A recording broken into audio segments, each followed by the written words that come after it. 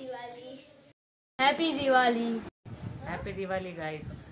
ಎಲ್ಲರಿಗೂ ನಮಸ್ಕಾರ, ಸಕ್ರಾಂತಿ ನಮಸ್ಕಾರ. ಸೊ ದೀಪಾವಳಿ ಹಬ್ಬ ಆರಂಭ ಆಗಿದೆ. ದೀಪಾವಳಿ ಹಬ್ಬ ಆರಂಭವಾಗುವಂಥದ್ದು ನೀರು ತುಂಬುವ ಒಂದು ಶಾಸ್ತ್ರದಿಂದ.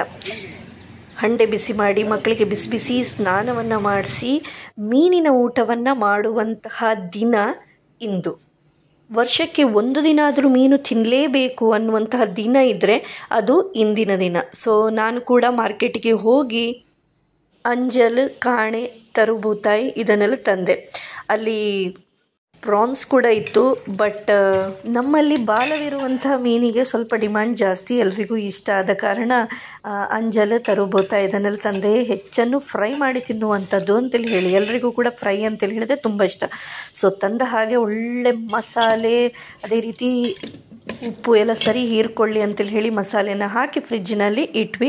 ಅದರ ನಂತರ ನಮ್ಮ ಪೂಜೆಗೆ ತಯಾರಿ ಸ್ಟಾರ್ಟ್ ಆಯಿತು. ಸೊ ಇವತ್ತು ಗೊಂಡೆ ಹೂವನ್ನು ಬಳಸಿ ಮಾಲೆಯನ್ನು ಮಾಡಿ ಈ ನೀರನ್ನು ಒಂದು ತುಂಬುವ ಹಬ್ಬದ ಒಂದು ಶಾಸ್ತ್ರ ಏನಿದೆ ಅದು ಆರಂಭ ಆಗ್ತದೆ. ಸೊ ನಮ್ಮಲ್ಲಿ ಬಾವಿ ಇಲ್ಲ, ನಾವು ಬೋರ್ವೆಲ್ಲಿಗೆ ಪ್ರತಿ ವರ್ಷದಂತೆ ಈ ವರ್ಷ ಕೂಡ ಅದಕ್ಕೆ ಆರತಿಯನ್ನು ಎತ್ತಿ ಹೂಮಾಲೆಯನ್ನು ಹಾಕಿ ಅದಕ್ಕೆ ಪೂಜೆಯನ್ನೆಲ್ಲ ಮಾಡಿದೆವು.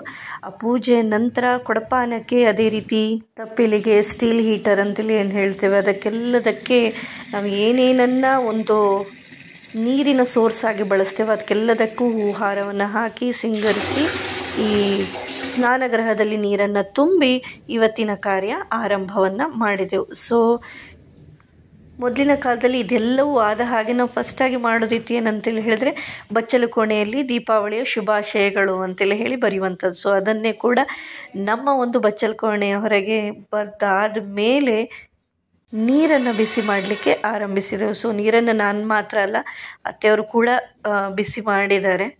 ಸೊ ಇನ್ ಬಿಟ್ವೀನ್ ನಾನು ಬಿಸಿ ಮಾಡಿದ ಒಂದು ದೃಶ್ಯವನ್ನು ಹೀಗೆ ವಿಡಿಯೋ ಮಾಡಿ ನಾನು ನಿಮಗೆ ತೋರಿಸ್ತಾ ಇದ್ದೇನೆ.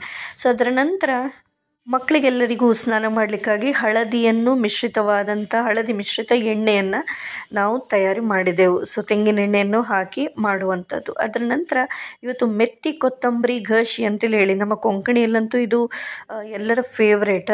ಪ್ರತಿ ಸಾರಿ ನಾವು ಅಲ್ಲಿ ಪಿಯಾವ ಘಷಿ ಅಂತೇಳಿ ಹೇಳಿ ಮಾಡ್ತೇವೆ ಬಂಗುಡೆ ಹಾಕಿ. ಬಟ್ ಈ ಸಾರಿ ಸ್ವಲ್ಪ ಬೇರೆ ಮಾಡಿದೆವು, ಇದಕ್ಕೆ ಸ್ವಲ್ಪ ಡಿಮಾಂಡ್ ಅಂತೇಳಿ ಹೇಳಿ.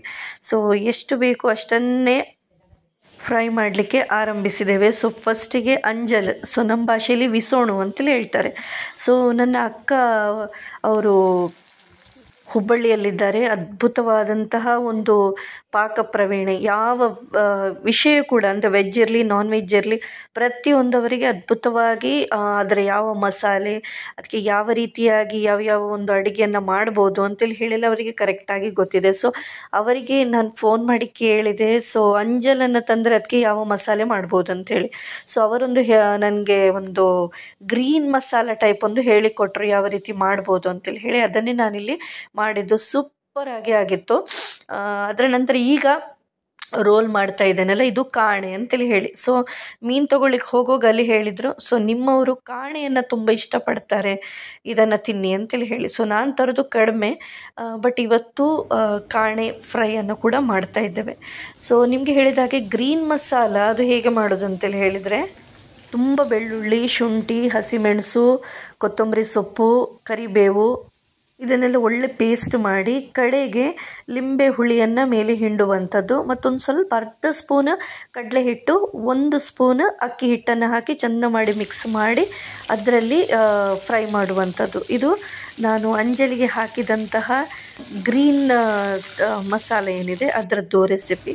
ಮತ್ತು ಇದೆಲ್ಲ ನಿಮಗೆ ಗೊತ್ತೇ ಇದೆಯಲ್ಲ. ಬಾಕಿದೆಲ್ಲವೂ ಏನಂತೇಳಿ ಹೇಳಿದರೆ ನಮ್ಮ ಶಾಸ್ತ್ರೀಯ, ಏನಂತೇಳಿ ಹುಡಿ, ಉಪ್ಪಿನ ಹುಡಿ, ಮೆಣಸಿನ ಹುಡಿ, ಇಂಗು ಇದನ್ನೆಲ್ಲ ಹಾಕಿ ಮಾಡುವಂಥದ್ದು. ಒಂದು ಸ್ವಲ್ಪ ನಾನು ಹುಳಿಯ ನೀರನ್ನು ಕೂಡ ಹಾಕ್ತೇನೆ. ಸೊ ಒಳ್ಳೆಯದಾಗ್ತದೆ, ಟೇಸ್ಟಿ.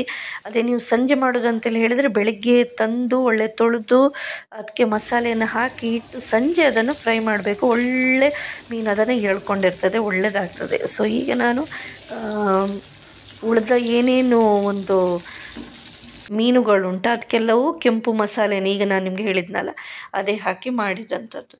ಸೊ ಇದು ಅಂಜಲಿದ್ದು ಆರ್ಡಿನರಿ ಫ್ರೈ. ಒಂದು ಸೈಡ್ ಅಂಜಲಿದ್ದು ಗ್ರೀನ್ ಮಸಾಲ ಫ್ರೈ. ಮತ್ತು ಎಲ್ಲದಕ್ಕಿಂತ ನಮಗೆ ಕೊಂಕಣಿಗರಿಗೆ ಇಷ್ಟವಾಗುವಂಥದ್ದು ತರುಬೂತಾಯಿ, ತುಳುವಲ್ಲಿ ಹೇಳ್ತೇವೆ ನಾವು, ಆ ತರುಬೂತಾಯಿಯ ಫ್ರೈ, ಸಾನ್ ಪೆಡು ಅಂತೇಳಿ ಹೇಳಿ. ಹೆಚ್ಚಾಗಿ ಮಾರ್ಕೆಟಿಗೆ ಹೋಗುವಾಗ ಅಲ್ಲಿ ಹೇಳ್ತಾರೆ, ನಿಮ್ಮವರಿಗೆ ಇದು ಇಷ್ಟ ಅಲ್ಲ ಅಂತೇಳಿ ಹೇಳಿ, ಸೊ ಇದು ಬಂದಿದೆ ಅಂತೇಳಿ ಹೇಳ್ತಾರೆ. ಸೊ ಅದಕ್ಕೊಂದು ಸೀಸನ್ ಉಂಟು, ಪ್ರತಿ ಸೀಸನಿಗೂ ಸಿಗೋದಿಲ್ಲ.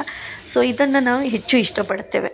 ಮಾತ್ರ ಅಲ್ಲ, ಗ್ಯಾಸ್, ಆ್ಯಸಿಡಿಟಿ ಅಂತ ಯಾವ ಪ್ರಾಬ್ಲಮ್ ಇದ್ದರೂ ಕೂಡ ನಾವು ಬೂತಾಯಿಯನ್ನು ತಿನ್ಬೋದು. ಬಂಗುಡೆ ಸ್ವಲ್ಪ ಆ್ಯಸಿಡಿಟಿ ಅಂತೇಳಿ ಹೇಳ್ತಾರೆ, ಬಟ್ ಬೂತಾಯಿ ಒಳ್ಳೆಯದು, cheap and best. So fry ಮಾಡ್ತಾ ಇದ್ದ ಹಾಗೆ ಮನೆಯ ಸದಸ್ಯರು ಕೂಡ ಊಟಕ್ಕೆ ಕೂತ್ಕೊಂಡ್ರು. ಬಿಸಿ ಬಿಸಿ ಊಟ ಮಾಡಿದ್ರೆ ಒಳ್ಳೆಯದಾಗ್ತದಲ್ಲ. ಸೊ ಊಟ ಆಯಿತು, ಅದರ ನಂತರ ಮಕ್ಕಳು ಪಟಾಕಿಯನ್ನು ಬಿಡಲಿಕ್ಕೆ ಆರಂಭಿಸಿದರು. ಸೊ ದೀಪಾವಳಿ ಅಂತೇಳಿ ಹೇಳಿ ಗೊತ್ತಾಗುವಂಥದ್ದು ಹಣತೆಗಳು, ಅದೇ ರೀತಿ ಪಟಾಕಿಗಳ ಒಂದು ಸಿಡಿಯುವ ಸಂಭ್ರಮದಿಂದ ಮಾತ್ರ. ಸೊ ದೀಪಾವಳಿ ಆರಂಭ ಆಗಿದೆ, ತ್ರಯೋದಶಿಯಿಂದ ಆರಂಭವಾದದ್ದು.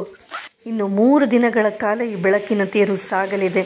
ಸೊ ಈ ಒಂದು ದೀಪಾವಳಿ ಎಲ್ಲರಿಗೂ ಕೂಡ ಶುಭವನ್ನುಂಟು ಮಾಡಲಿ ಅಂಥೇಳಿ ಹೇಳಿ ಆಶಿಸ್ತಾ, ಇವತ್ತಿನ ವ್ಲಾಗನ್ನು ನೋಡಿದಂಥ ನಿಮ್ಮೆಲ್ಲರಿಗೂ ಕೂಡ ಧನ್ಯವಾದಗಳು. ಹ್ಯಾಪಿ ದೀಪಾವಳಿ ಅಂತೇಳಿ ಹೇಳ್ತಾ ಎಲ್ರಿಗೂ ಬಾಯ್ ಬಾಯ್.